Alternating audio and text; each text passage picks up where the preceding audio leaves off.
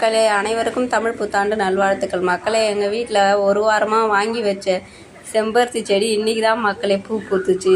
இன்றைக்கி சித்திரை 1 பூ பூத்ததுக்கு காலையில் எழுந்திரிச்சோடனே ரொம்ப ஹாப்பியாக இருந்துச்சு மக்களே. அப்புறம் எப்பயும் போல் இன்றைக்கி சண்டே வர எங்கள் சைட்லாம் நாங்கள் சாமி கும்பிடுவோம். ஆனால் நான்வெஜ்ஜும் செஞ்சு சாப்பிடுவோம். தலைக்கு நல்லா எண்ணெயை வச்சு குளிச்சுட்டு அப்புறமா சாமிக்கு படைச்சிட்டு இட்லி கறி குழம்பு அதுமாரி வச்சு நான்வெஜ் வச்சு சாப்பிடுவோம்.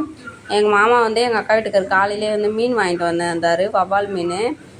இது வறுத்தாலும் நல்லாயிருக்கும், குழம்பு வச்சாலும் நல்லாயிருக்கும். சரின்னு சொல்லிட்டு அப்புறம் கறி 1 கிலோ வாங்கிட்டு வந்திருந்தார்.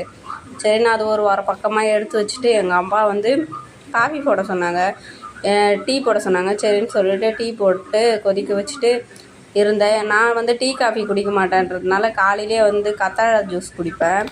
அதுக்கு ரெடி பண்ண ஆரம்பிச்சிட்டேன். கத்தாழையை நல்லா அரிஞ்சிட்டு ஒரு டீஸ்பூனால் அதுக்குள்ளே இருக்கிற ஜெல்லை எடுத்துகிட்டு அது ஒரு